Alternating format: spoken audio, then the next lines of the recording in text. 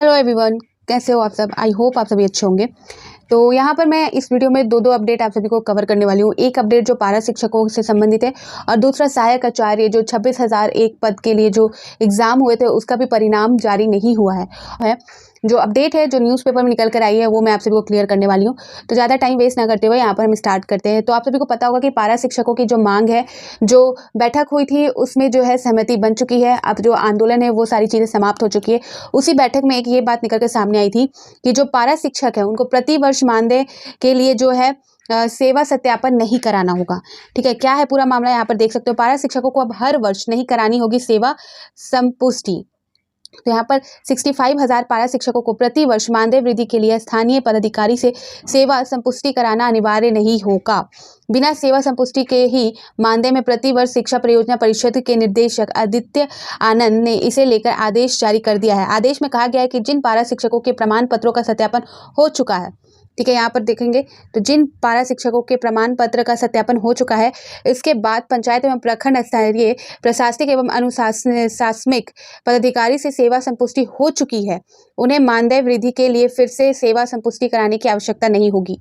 आचरण संहिता के उल्लंघन, विधिक और अनुशासनीय कार्रवाई होने की स्थिति में ही पारा शिक्षकों को संबंधित पदाधिकारी से सेवा संपुष्टि करानी होगी। ठीक है, ये बात निकल के सामने और बताया जा रहा है कि स्थानीय पदाधिकारी में प्रति वर्ष सेवा संपुष्टि कराने के बाद ही मानदेय में वृद्धि होती थी। अब जो है वो नहीं कराना होगा। अगर आपका डॉक्यूमेंट वेरिफिकेशन हो चुका है, आपका जो है यहाँ पर पंचायत एवं प्रखंड स्तरीय द्वारा प्रशासनिक और अनुशासनिक पदाधिकारियों से सेवा संपुष्टि हो चुकी है तो नहीं कराना। अगर आपके ऊपर कोई आधिकारिक काम हो रहा हो, आपके ऊपर किसी तरह का यहाँ पर जैसा कि बताया कि आचार संहिता का उल्लंघन या विधिक या अनुशासनिक कार्रवाई होने की स्थिति में आपका जो है ये सारी चीज़ें फिर से होंगी। आगे बताइए, हर वर्ष में सेवा संपुष्टि कराने में विलंब होता था जिससे पारा शिक्षकों को समय पर लाभ नहीं मिल पाता था। पारा शिक्षक प्रत्येक वर्ष सेवा संपुष्टि की बाध्यता समाप्त करने की मांग करते हैं। बताते चले कि ग्रामीण क्षेत्रों में कार्यरत पारा शिक्षकों के लिए स्थानीय पदाधिकारी ग्राम सभा और प्रखंड स्तर पर प्रशासनिक और अनुशासनिक अधिकारी प्रखंड शिक्षा प्रसार पदाधिकारी होते हैं। वहीं शहरी क्षेत्रों में स्थानीय पदाधिकारी तय नहीं होता। तो ये सारी चीज़ें हैं मानदेय को लेकर। और यहाँ पर एक चीज़ ये भी है कि बताया गया है कि पिछले दिनों कैबिनेट की बैठक में शहरी क्षेत्रों के मामले में मानदेय वृद्धि के लिए इस पदाधिकार से अनिवार्यता भी खत्म कर दी गई है।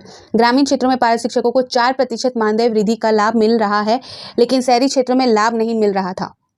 ठीक है, यहाँ पर आप देख सकते हो पारा शिक्षकों को अब हर साल मुखिया से नहीं कराना होगा सेवा सत्यापन। ठीक है, पहले जो था, इससे पहले जो बैठक हुई है उसके बाद जो नया रूल अभी निकला है, उससे पहले जो था वहाँ पर मुखिया व प्रमुख करते थे सत्यापन। ग्रामीण क्षेत्रों के विद्यालयों में कार्यरत कक्षा 1 से 5 के शिक्षकों के सेवा संप्रद होने की का सत्यापन मुखिया व कक्षा 6 से 8 शिक्षकों का सत्यापन प्रमुख के स्तर से किया जाता था। वहीं शहरी क्षेत्रों में शिक्षकों की सेवा सत्यापन नगर निगम क्षेत्र में मेयर या नगर परिषद क्षेत्र से के अध्यक्ष द्वारा किया जाता था।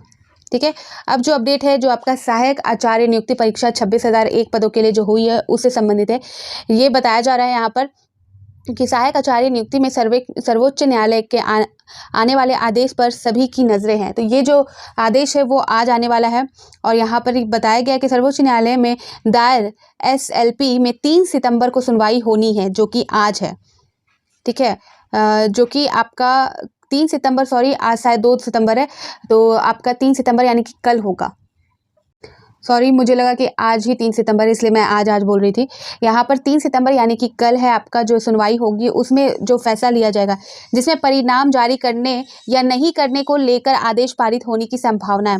राज्य के प्राथमिक स्कूल में सहायक आचार्य के 26,001 पदों पर नियुक्ति के लिए झारखंड कर्मचारी चयन आयोग द्वारा प्रतियोगिता परीक्षा आयोजित की गई है। इस बीच कुछ अभ्यर्थियों ने सर्वोच्च न्यायालय में SLP दायर किया है। इधर आयोग ने निर्णय लिया है कि शीघ्र न्यायालय द्वारा आदेश आने के बाद ही परिणाम जारी किया जाएगा। 3 सितंबर को आयोग और राज्य सरकार के पक्ष में परिणाम आया तो शीघ्र ही परिणाम जारी कर नियुक्ति की अनुशंसा कर दी जाएगी। ठीक है, तो यहाँ पर जो है मामला आपको पता है बहुत टाइम से चल रहा था, सीटेड जेटेड ये सारी चीज़ों को लेकर, और जो परिणाम है, जो फैसला है वो कल आने वाला है।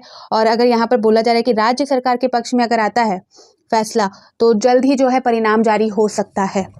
तो ये 2 अपडेट थे और जो अपडेट निकल के सामने आएंगे या कोई JSSC या JPSC द्वारा कोई नोटिस जारी होगी तो मैं आप सभी को क्लियर कर दूंगी। ठीक है, तो फिर मिलती हूँ नए अपडेट के साथ। तो बाय बाय।